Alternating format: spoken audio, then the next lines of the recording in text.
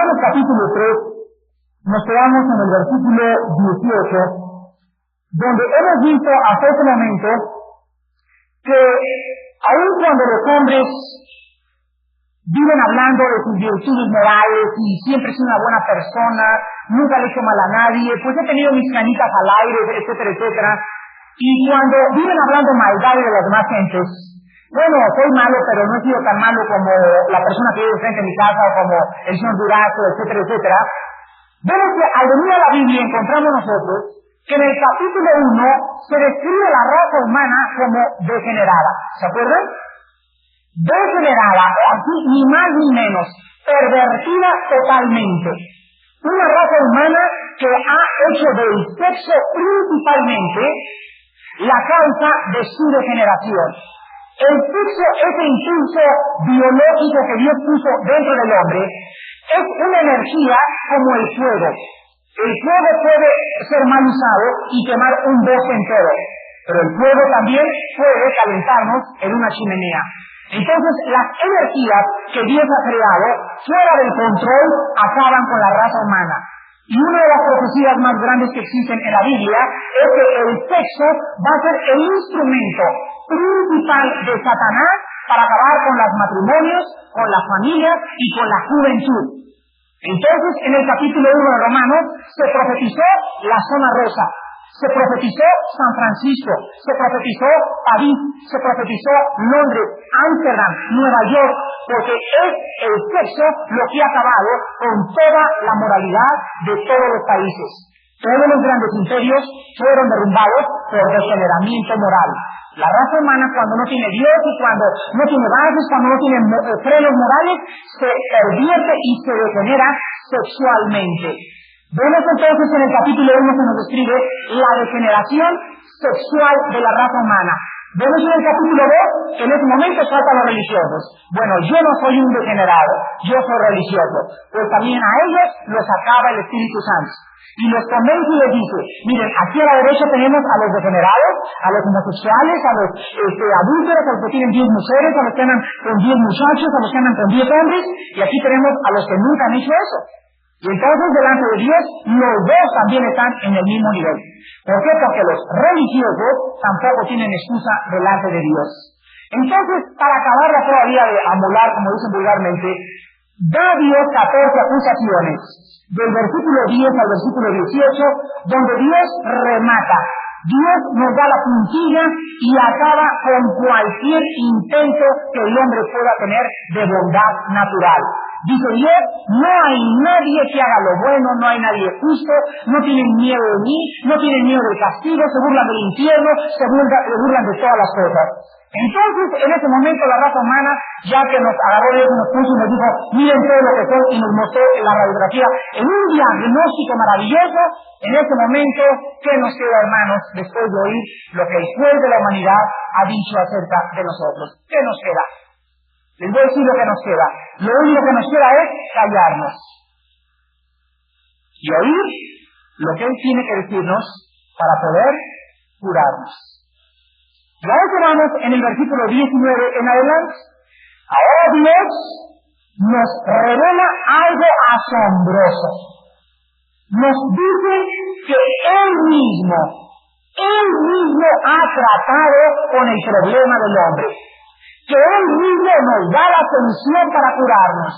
Ya llegó el doctor, ya me dijo, Armando, tienes cáncer, tienes pus, tienes hepatitis, tienes disentería, tienes tifoidea, los ojos se te están cayendo, el pelo se te está cayendo, los dedos de los pies tienes hinchados.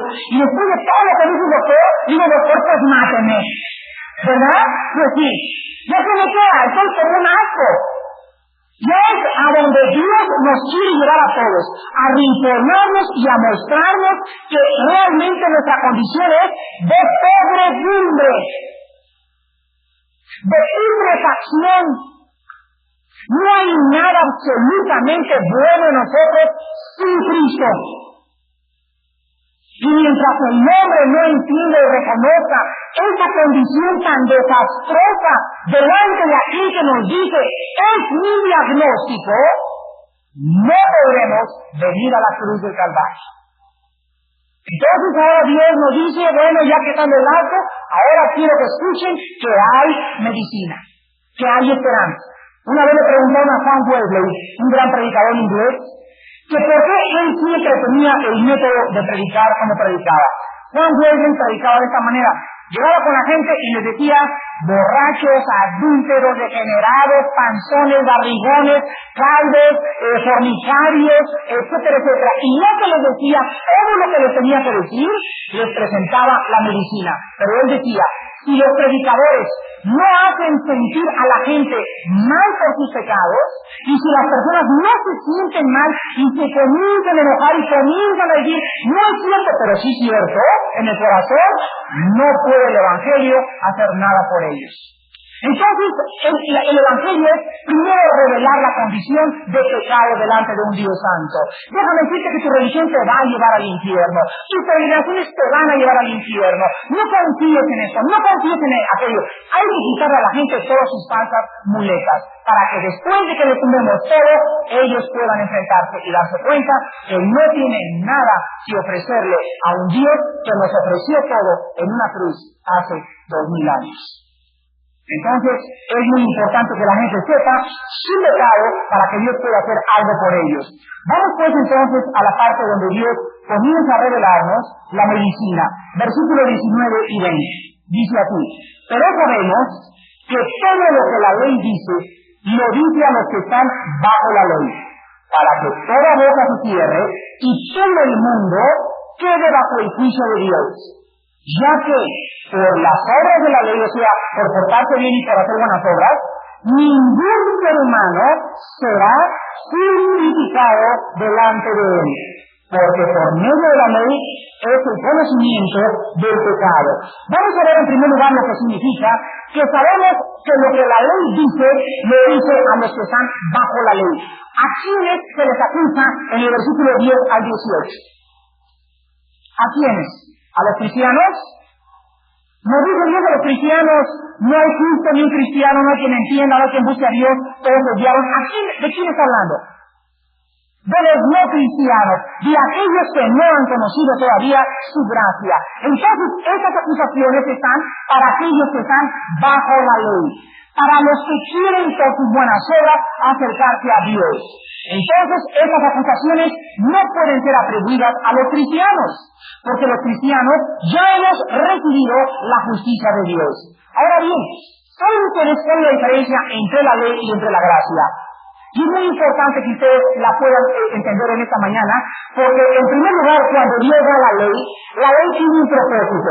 ¿Cuál es el propósito principal de la ley? Revelarnos lo que es bueno y lo que es malo. Nos muestra la ley lo que a los ojos de Dios es bueno, lo que a los ojos de Dios es malo. Ahora la ley me condena.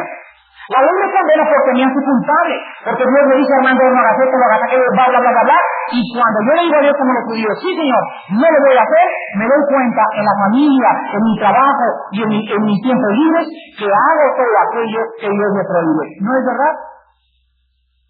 Entonces, el propósito de la ley es revelarnos el pecado, pero para dejarnos sin poder hablar y estar bajo el juicio de Dios. Ahora, en segundo lugar, dice aquí el versículo que acabamos de leer, que nadie por las obras de la ley puede ser justificado o aceptado por Dios. ¿En qué parte, queridos hermanos en Jesús, del Nuevo Testamento encontramos Cuaresma, viernes primeros, liturgias, ceremonias, peregrinaciones, velas, María Candelaria, el niño de Atoche, sacramentos? ¿En dónde encontramos eso en la Biblia? Quiero que ustedes entiendan bien lo que les estoy diciendo. Esas son obras de la ley.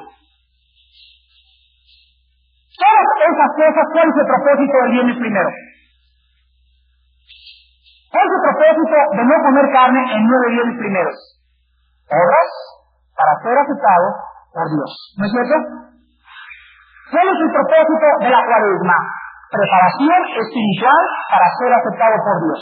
¿Cuál es el propósito de irme de rodillas y sangrarme las rodillas de aquí a la villa? Propósito de ser aceptado por Dios. ¿Cuál es el propósito de cortarme las trenzas y colgarlas con un clavo y decirle a Santa Juana que ofrezco en una manda mis trenzas para que mi niño se sane? Ser aceptado por Dios por medio de las buenas obras. ¿Se dan cuenta? Ahora, hermanos, la Biblia nos dice que nadie por esas cosas ni por mandas, ni por peregrinaciones, ni por religiosidades, ni por sacrificios. Nadie puede delante de Dios. O sea, no puede venir Maclovio con las trenzas de su hija.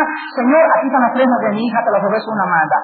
Señor, te venimos a ofrecer el pelo de mi hijo. Señor, te venimos a ofrecer mi lengua sangrando.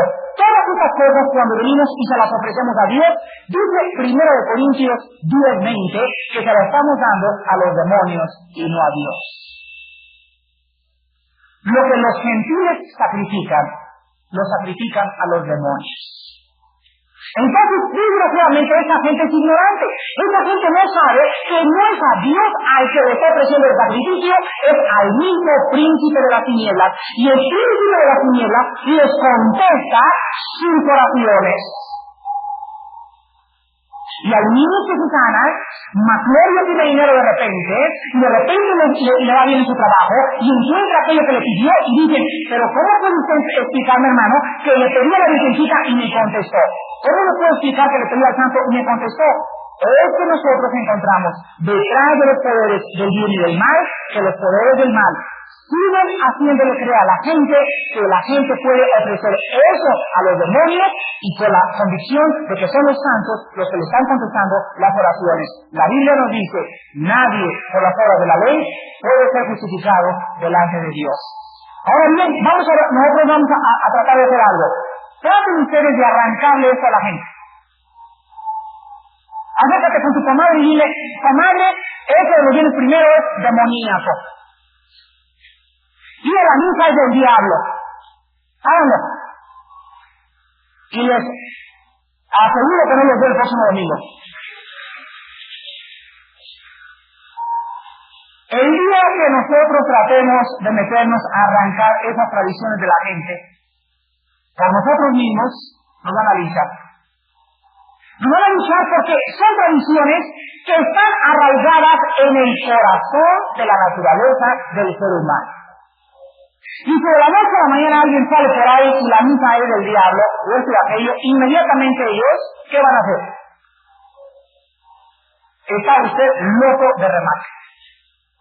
¿Por qué? Porque esas tradiciones solamente el Espíritu Santo puede sacarlas. ¿Cuándo se conviertan? No antes.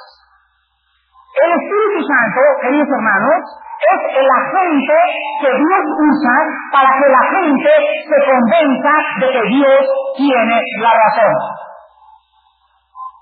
Me acuerdo ahora que estábamos en esta entrevista en la televisión hace 3 o 4 días, había algunas preguntas que yo le oraba a Dios que le decía, Señor, que no me las haga porque se va a armar aquí una cosa tremenda. Padre, te pido que lo más importante sea que Cristo sea levantado, que haya autoridad en tu palabra y que se escuche el plan de la salvación. Y va a haber miles de millones en Puerto Rico, en Nueva York, en Miami, en México, en todos lados, que van a ver y me van a atacar, no van a estar de acuerdo, lo estamos esperando. Es imposible que toda la gente esté de acuerdo. Si con Cristo no estuvieron de acuerdo, ¿cómo lo van a estar con sus siervos? Ahora bien, es importante que nosotros entendamos que en el poco tiempo que nosotros tenemos para presentar el mensaje, tenemos que dar en 1 minuto el mensaje de la cruz del Calvario. Ahora, quiero que noten algo. La gente cuando escucha el mensaje de la cruz, es así.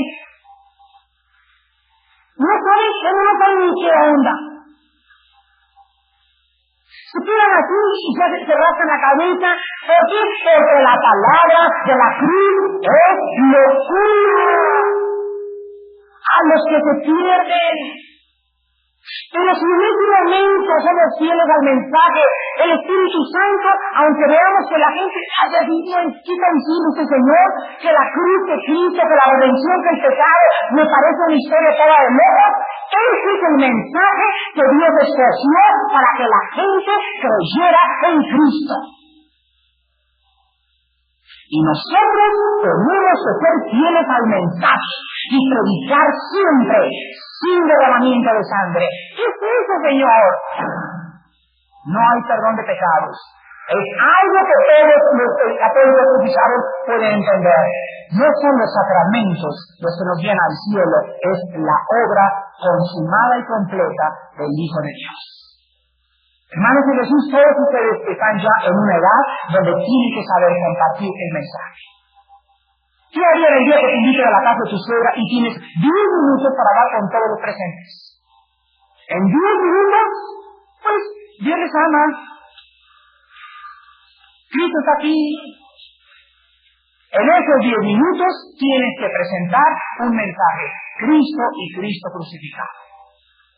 Ese es el núcleo, el centro de nuestro mensaje. Y eso es lo que el Espíritu Santo usa para que la gente venga a Cristo. Ahora bien, entonces dice la Biblia, nadie por las obras de la ley va a ser justificado. Vean Colosenses capítulo 2, versículo 6, donde la Biblia habla acerca de las personas que una vez ya salvadas, quieren seguir agradando a Dios a través de los sábados, y si no vas el sábado a la iglesia, tienes la marca de la bestia, y si no haces esto no te salvas, y ahora tenemos que guardar el día primero.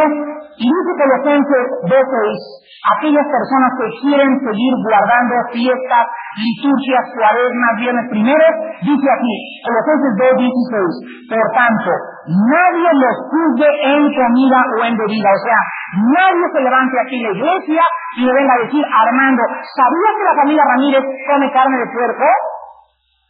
¿Sabías que hay una familia en la iglesia que es vegetariana?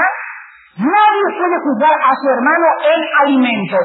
Mira, le voy a decir, mira, mijita, si la familia Ramírez tiene cortadas las manitas de puerco ahí en su carne en la sala, y la cabeza del pucho la tienen ahí enfrente de la televisión, y se la comen la trompa en la mañana y la trompa y las orejas en la noche, es problema en la familia Ramírez. Y si alguien dice que es vegetariano, también es un problema, porque es un asunto entre sí y Dios. Yo no puedo decir que qué debes de comer, porque la Biblia dice, todo es limpio delante de Dios. Ahora, si alguien no come carne de puerco, es porque esa persona está convencida, no que no la come porque sea pecado, sino simplemente porque le hace daño. ¿Verdad? Eso sí, te dice que la Priscila, el otro día conocí a un hermano de una iglesia de Tlalpan, que se le puso la cara así, se hinchó como, pero parecía Porky, como estaba de gordo. ¿Y saben por qué? Por comer carne de puerco, se le metió quién sabe qué enfermedades, se hinchó y casi se muere. Cuando yo vi a ese hermano dije, Dios mío, no me quiero jamás poner así. Entonces, ¿qué voy a hacer? Pues no voy a comer carnitas, ¿verdad? Si me las dan, pues me las como, pero si no, no. Pero no podemos ser juzgados o ser más espirituales o menos espirituales porque alguien la come y porque alguien no la come. Aquí hay hermanos que me han dicho, hermano, como carne, puerco y manitas de puerco en vinagreta hace 25 años en la cena para acostarme y 3 litros de atole.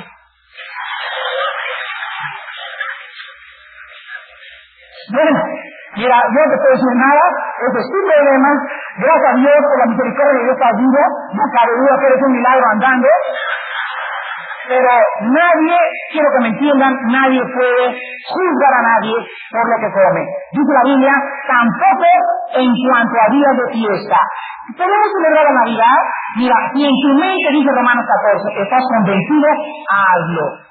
Si para ti no es pecado tener arbolito y no estar la Navidad para testimonio de Cristo, hazlo. Nadie se puede levantar y decirte, no celebren la Navidad. ¿Por qué? Porque ya no somos los cristianos juzgados por las cosas externas que hacemos. Ahora, ¿qué es Halloween? Halloween es otra historia, porque Halloween es una fiesta de brujas, de muertos, de vampiros y de demonios. Pero la Navidad, ¿qué tiene que ver la Semana Santa? ¿Podemos los cristianos celebrar la Semana Santa? Pues si te dan vacaciones, acuérdate nada más que todas las semanas son santas para nosotros. Pero que tú no le puedes decir a nadie, no lo hagas o tú lo hagas, porque no podemos ser juzgados por fiestas o comidas. Y dice la Biblia en tercer lugar, o en cuanto a luna nueva o días de reposo. Hay una secta que dice aquí en México y en el mundo entero, si ustedes no adoran el sábado, tienen la marca de la bestia. Yo me he cansado de mostrarles este versículo una y otra vez, son las personas que se llaman adventistas del séptimo día. Ellos dicen que si tú no adoras el sábado, tienes la marca de la bestia. En primer lugar, el día de reposo fue dado a los judíos, número 1. Número 2, el día de reposo en el Nuevo Testamento no era el sábado, era el primer día de la semana. Y número 3, nadie nos puede decir, si para ti, por ejemplo, hoy hay hermanos que trabajan el domingo, entras a un hotel y trabajas el domingo, entonces el domingo es tu día de descanso, pero es tu día que tienes que trabajar. ¿Cuándo es tu día de descanso? El lunes. Un hermano llega y le dice, pues si tú no dejas de trabajar el domingo, te vas a ir al infierno. Mira, si el día de descanso para él es el lunes, delante de Dios él va a dar cuenta de su día de reposo. Entonces no es este domingo el día de la oración, lo hacemos porque fue el primer día que resucitó Cristo y porque los apóstoles celebraban el primer día de la semana cuando se juntaban. Pero por ejemplo, que todos en esta iglesia trabajáramos en Polonia y fuéramos cristianos y el gobierno comunista nos hacía trabajar, ¿el domingo que hacíamos? ¿Rebelarnos contra el gobierno? No, celebrábamos aquí el servicio el lunes o el martes. ¿Qué importa el día? ¿Me entienden? Eso es ya no estar bajo la ley. La ley obligaba a esto, ya a Cristo. Y pasa por un lugar y encuentran un burro caído en una barranca. Y el burro, y con la patita pobrecita, adolorida. Y pasan los fariseos aquí. ¿A dónde va dice Cristo? A celebrar el día de reposo. Y Cristo dice, ustedes entonces tienen el corazón tan cruel que para ustedes el formalismo es más importante que la pobre pata de ese burro. Y Cristo se baja a la barranca y saca al burro. Les da ese ponce a los fariseos. ¿Cómo estás en el día de reposo? Si no se debe hacer nada. Cristo se les queda mirando, me imagino, con las lágrimas en su rostro y con el corazón hecho pedazos, y les dice, ustedes no han entendido que el día del reposo no fue hecho por el hombre, sino el hombre por el día del reposo. Les voy a hacer una pregunta, que les hice a mis estudiantes aquí en Romanos el miércoles. A ver, abran los oídos con la pregunta que les voy a hacer, y les voy a dar 10 segundos para contestar. Si el domingo te levantas a las 11:30 de la mañana para venir aquí a la iglesia y encuentras que tu perrito se está muriendo de un cólico tremendo y no sabes de qué es, ¿qué haces? ¿Lo llevas al veterinario o lo dejas con el cólico y vienes al servicio? Porque alguien te dijo, tu prioridad es ir al servicio el domingo. ¿Qué dices hoy? ¿Por qué? ¿Y entonces tu prioridad venir al servicio? Entonces, ¿quieres que me el perro de Dios? ¿Eso por qué vas a veterinario?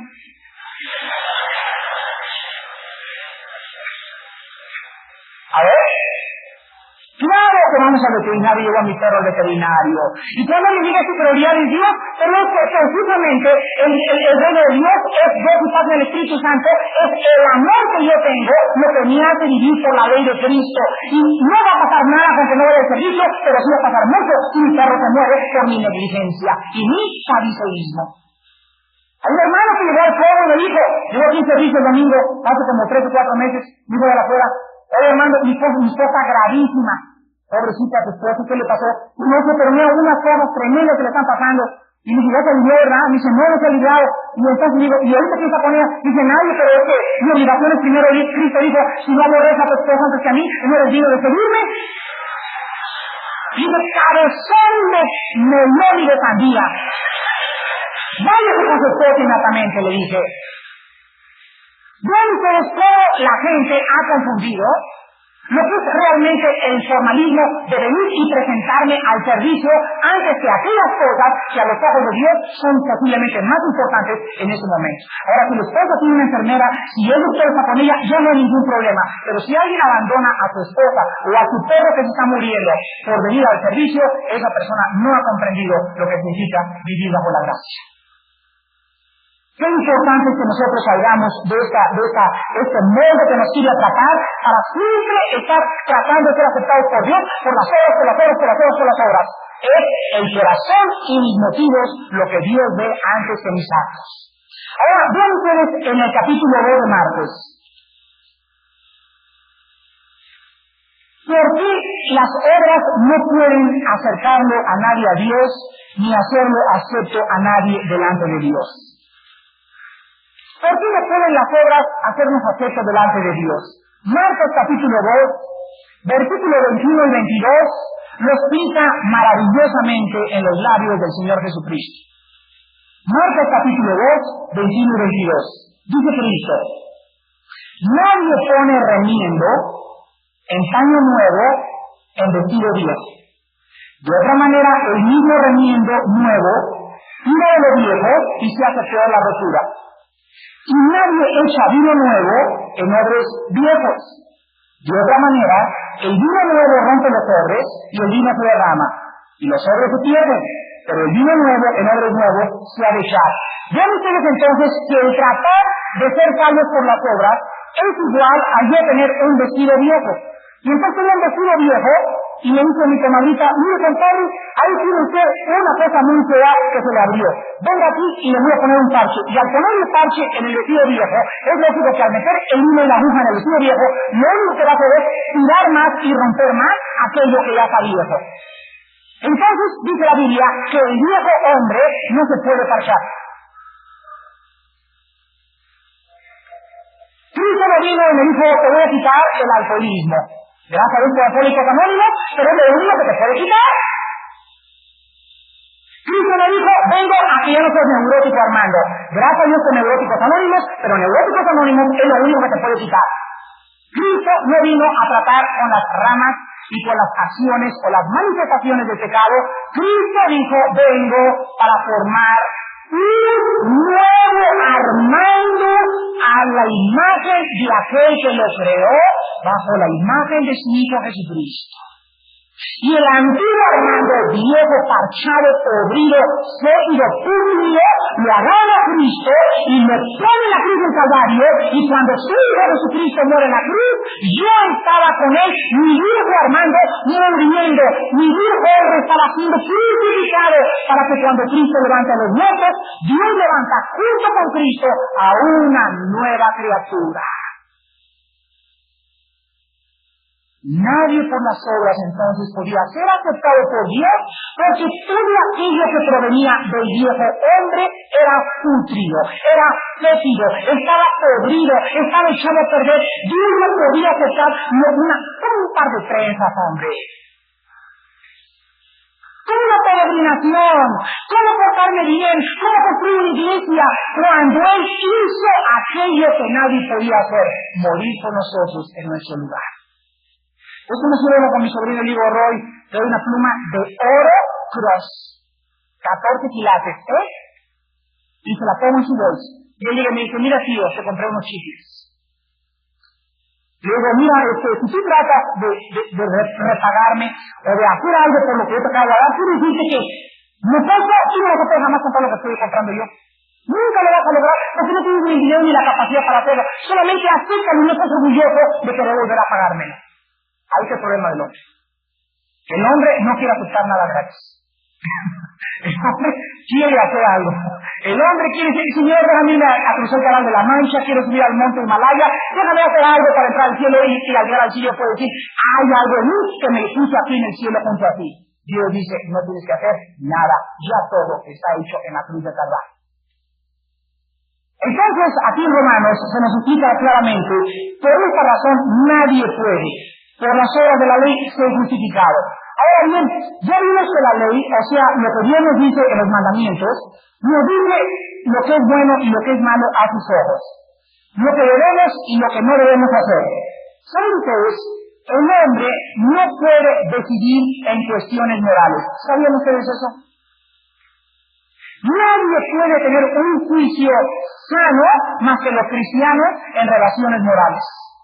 Dice en 1 Corintios 2, el espiritual juzga todas las cosas, pero él no es juzgado de nadie. ¿Se acuerdan de este versículo? ¿Saben lo que significa? Que el cristiano llega a casa de la familia Ramírez y hay un problema que la muchacha, la hija de la familia Ramírez, se embarazó. Entonces viene el papá con su filosofía, ¿verdad?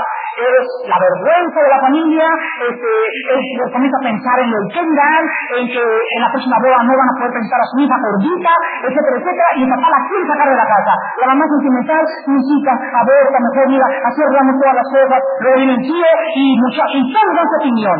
Pero en ese momento, ¿quién es el que realmente puede hablar con autoridad? El que tiene el Espíritu de Dios. Porque en cuestiones morales, dice la Biblia, el cristiano tiene un discernimiento que las personas no cristianas no tienen. Vean ustedes Efesios capítulo 4. Vamos a ver entonces por qué el hombre no puede decidir entre lo que es bueno y lo que es malo. El hombre no puede ser más que un juez malo, un juez injusto, como ha sido la historia de la raza humana. En Efesios 4, del 17 al 19, se nos da otro rayo X del hombre. Esto pues digo y requiero en el Señor, que ya no andéis como los otros gentiles, que andan en qué? La primera característica que nos muestra es que las personas sin Cristo son vanas. Esta palabra en el griego significa hueca. Lo único que hay en sus mentes es llegar a la boda, ¿verdad? Gracias, Robert. Este chavalones por ahí. Por favor, no hablas de necesito. Soy banquero. De ahí, por favor, no te me acerques. Huecos hacia adentro. Solamente el blog, la apariencia, aparentar algo que tiene relaciones con muy buenas personas en la sociedad, siempre es vanidad de vanidades los pensamientos de los hombres sin Cristo. Dice en segundo lugar, teniendo el versículo 18 el entendimiento a oscuras. Entenebrecer significa a oscuras, o sea, hay tinieblas que no les permiten ver realmente lo que es bueno y lo que es malo. Dice en tercer lugar, ajenos de la vida de Dios por la ignorancia que en ellos hay. No se imaginan. Ayer estábamos en la boda de Mauricio y conocí a un señor muy simpático y durante 20 minutos tenía yo un problema con él muy grande. Convencerlo de que era pecador. Porque me decía, bueno, mire señor, yo tuve mis 5 amantes, pero diga, mi esposa, tú eres la reina, las demás son mis princesas. Y simpático, personas que te caen bien, que tú dices, Dios mío, y así hay mucha gente que me cae bien, y que van camino al infierno. Qué lástima, ¿verdad? ¿Por qué tanta gente que dice, caray, me cae mejor que un cristiano que va el domingo a la iglesia? De veras, hay gente que no es cristiana, que te caen bien, que son simpáticos y que te caen bien, vaya, pero van camino al infierno. Y yo digo, señores, que usted tiene que entender que usted es pecador. Y si usted no reconoce, bueno, claro que dice, ¿quién no es pecador? Pero ven ustedes, el problema era, ¿cuál? Convencerlo, número 1, que era pecado. Mientras yo no lo convenciera de que él estaba mal por su adulterio pasado y que a ser princesa él había sido un adúltero, él no podía recibir a Jesucristo. Porque me dijo, ahorita que usted dijo que aceptáramos a Cristo, yo tenía ganas de recibirlo. Pero déjame decirle que después pensé, es que no soy más malo que los demás. Yo creo que me voy a ir al cielo. Pero durante 20 minutos convencerlo hasta que le dije, la palabra de Dios dice, la paga del pecado es la muerte. Usted, así como está con sus princesas y con su reina, va camino al infierno. Y si usted no se arrepiente y no reconoce delante de un Dios santo que Cristo en la cruz quiere borrar su pecado, usted no podrá entrar jamás al reino de Dios. Dejamos la conversación ahí, me prometió que iba a hablar por teléfono, pero ven ustedes cómo constantemente tratamos con lo que dice la Biblia, ignorantes de la vida que hay en Cristo. No saben lo que la Biblia dice, no saben cuál es el camino. Entonces, ¿qué necesitamos, hermanos? Necesitamos paciencia y claridad para explicar el mensaje de salvación. Y a continuación Jesús acaba diciendo, versículo 18, por la dureza de su corazón. El corazón se endurece y mientras más grande es una persona, esta persona con la que platiqué ayer tenía 85 años de edad. Mientras más grandes, más difíciles de entender. A mi abuelita tiene 94 años, ustedes la conocen. 94 años la viejita. Y le costó casi 8 años conocer a Cristo. ¿Verdad? Porque su virgencita no la quitaba de su cama, y su santito no lo quitaba, y su escapulario no se lo quitaba, y su rosario no se lo quitaba, y teníamos paciencia, y la traíamos de los servicios, la traíamos de los suyos, y poco a poco ha ido quitando, hasta que ahorita estoy seguro que ella es totalmente libre en Cristo Jesús. Pero ¿cuánto tiempo le costó? 7 años. ¿Por qué? Porque ella tiene 94 años de edad. No hagan unas patatas a su abuelita, por favor. Ni las mandan al infierno luego. Mientras más grande la gente, más cabezona, más dura y más difícil de conocer la verdad. Por eso dice la Biblia, acuérdate de tu Creador en los días de, ¿qué dice? Cuando tienes la mente fresca, cuando no estás súper programado y cuando tienes sus facultades para decirle, joven, escojo en mi vida seguir a Cristo y llegar a los 50 años de edad y decir, bienaventurado soy, se acaba de morir mi esposa, mis hijos se murieron, pero tengo a Cristo en mi corazón, por tanto, soy un viejito feliz. Dichosos de veras aquellos que en esta mañana son jóvenes y tienen a Cristo en su corazón. Y para acabar, vamos a ver el versículo 21 de Romanos. Y nos dice el apóstol Pablo ahora, y aquí ven ustedes en el versículo 21, que se manifiesta muy fuertemente la absoluta separación entre la justicia y cualquier obra de la ley. Porque dice, ahora, aparte de la ley, o sea, aquí está la ley, aquí está la gracia. La ley dice, haz esto y vivirás. La gracia dice solamente cree. La ley dice, si no lo haces, te condenas. La Biblia dice, solamente cree y te salvarás. Entonces la ley son obras, la gracia es creer nada más. Entonces, aparte de todas aquellas buenas conductas que pudiera presentarme, aparte de todas tus obras y todas tus mandas y todas tus creencias y tus peregrinaciones y todo aquello que tú me has traído, dice la Biblia, ahora se ha manifestado la justicia de Dios. Antes la ley, ahora hay una cruz. Llega una señora y me dice, Armando, fui con el psiquiatra y le dije, tengo culpa de culpa. Le pasó el psiquiatra, ¿cómo que culpa de culpa, señora? Sí, señor. Cuando era muchacha, aborté 2 veces, he engañado a mi marido 2 veces, y he tratado de suicidarme 2 veces. Tengo una culpa que me está matando, señor psiquiatra. Entonces el psiquiatra le dijo, mire señora, usted tiene un problema de culpa. Entonces el problema de culpa se soluciona con 2 cosas. Le recomiendo unos tranquilizantes nerviosos y que se vaya usted en un bote, en un crucero por las Bahamas para olvidarse de su culpa. Entonces la señora se voltea y le dice al psiquiatra, usted me está diciendo que en un viaje a las Bahamas durante 3 meses, con todo pagado, y va a poder sacar de mi corazón la culpa que tengo de ser una asesina y haber matado a 2 fetos y haber engañado a mi esposo. ¿Usted cree que usted es Dios? Pero esa señora viene a la casa de un consejero cristiano y me dice la señora, Armando, aborté 2 veces, y quiero que sepa usted, señora Dusin, que tengo culpa de culpa, y he engañado a mi esposo 2 veces, y me está matando y me quiero matar. Y en ese momento yo le digo a la señora, señora, quiero decirle a usted que para la culpa hay una cruz. No tengo nada que yo le pueda decir, pero hay una cruz. Y en esa cruz y en esa sangre está la medicina para la culpa. Dice en Hebreos 9 y 10 que la sangre de Cristo nos limpia de mala conciencia. Hace poco llegó una muchacha y me dijo, Armando, quiero decirte que estoy muy avergonzada porque hace mucho tiempo, antes de casarme, le fui infiel a mis novios. Tuve relaciones con el primero, tuve relaciones con el segundo y ahora recibí a Cristo y le dije, quiero que entiendas que si tú eres cristiana, lo primero que Cristo viene a quitar a tu vida es la culpa del pecado. Porque ahora la antigua muchacha ya está enterrada y todo lo que hiciste del pasado ya está enterrado, ya moriste con Cristo, ya no puedes volver a morir 2 veces, ahora vuelve a nacer y ahora eres una nueva criatura en Cristo Jesús. Ahora se ha manifestado la justicia de Dios para todo aquel que en él cree. Y es importante que nosotros veamos la universalidad de este principio, porque si no lo entendemos, vamos a seguir mezclando la ley con las obras.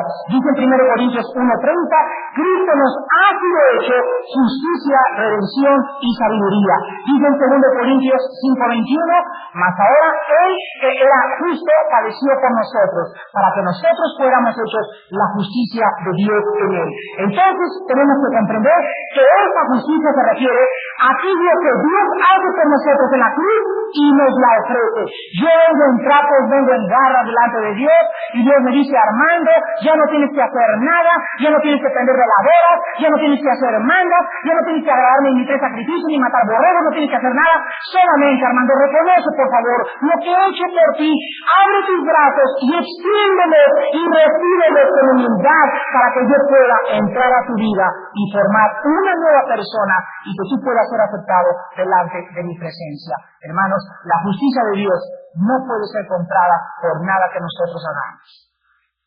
El próximo domingo hablaremos de lo que es la gracia de Dios y la fe en Jesucristo, pero es necesario que en esta mañana, si hay alguna persona que cree que ha sido buena y que tiene diplomas de las monjas y tiene condecoraciones de los jesuitas y tiene fotos del Papa y tiene mandas, es necesario que vacíe sus manos y vengas a Dios con las manos vacías. Fíjense que es como Dios, en esta mañana tiene un regalo de Dios y me lo quiero ofrecer, pero mis manos están llenas de buenas obras. Y no puede Dios, hasta no vaciar mis manos yo, darme a su Hijo Jesucristo. Entonces hay mucha gente en esta mañana que están llenos de buenas obras, llenos de creencias que por tener esas buenas obras creen que van a ser aceptados por Dios. Y por eso Cristo no puede entrar a tu vida. Hermano y amigo que me visitas, vacía tus manos y dile a Dios, Padre, en esta mañana he comprendido que no puede haber nada que yo haya hecho para que tú me puedas aceptar. No hay nada que pueda yo hacer en el futuro para lo cual tú me puedas aceptar. Lo recibo como un regalo gratuito, como algo que tú me ofreces por tener misericordia en mi vida y por yo creer lo que tú hiciste por mí. Vengo en esta mañana y me abrazo a mi cruz, a tu cruz vacío, así como estoy de cochina, así como estoy de cochino, de sucio y de sucia, para que me laves con tu sangre y me des el regalo de vida eterna en Cristo Jesús. Oremos. Padre Santo, gracias por hacernos entender y entender y entender que nadie podría alcanzar el cielo haciendo buenas obras. Ni sacramentos, ni mandas, ni viernes primeros, ni cuaresmas, porque todas estas obras carecen de valor delante de ti. ¿Por qué? Porque todas estas obras provienen de una persona no regenerada, de una persona podrida, creyendo que esos frutos podridos son aceptados por ti. Señor, tú exiges perfección y no la tenemos. Tú exiges santidad y no la teníamos. Ahora que tú exiges y demandas perfección y santidad, tú mismo nos regalas la perfección y la santidad en tu Hijo Jesucristo. Ahora nosotros tenemos que entender que tu diagnóstico era acertado, que no había nada bueno en nosotros y que teníamos que abrir esta mañana nuestros brazos para aceptar tu justicia. Ahora que tú has manifestado la forma de salvarnos, y la fe es creer en lo que tú has dicho acerca de la salvación. En esta mañana hay personas muy religiosas, personas que siguen creyendo que sus buenas vidas los van a permitir entrar al cielo. Quiero decirte que vives sinceramente equivocado. La Biblia dice, sin la sangre de Cristo, sin estar en Cristo y sin tener a Cristo, tú no podrás entrar al reino de Dios. Ahora bien, si tú me contestas que tú siempre has creído en Cristo, quiero decirte en esta mañana que creer en Cristo significa creer lo que el Padre dice acerca de cómo entrar a su reino. Y el Padre te ha dicho en esta mañana a través de su palabra que tus buenas obras son trapos inmundos delante de Él. Despójate de tu orgullo religioso, despójate de todas tus buenas obras y ven vacía y desnuda, vacío y desnudo, sin nada que ofrecer, sino recibir lo que ha hecho Dios por ti en esa cruz. Y las personas que en esta mañana quieran recibir a Cristo por primera vez, tienen que reconocer que son pecadoras, tienen que arrepentirse, cambiar su manera de pensar respecto a lo que ustedes pensaban antes y creer que solo Cristo puede introducirse al reino de Dios.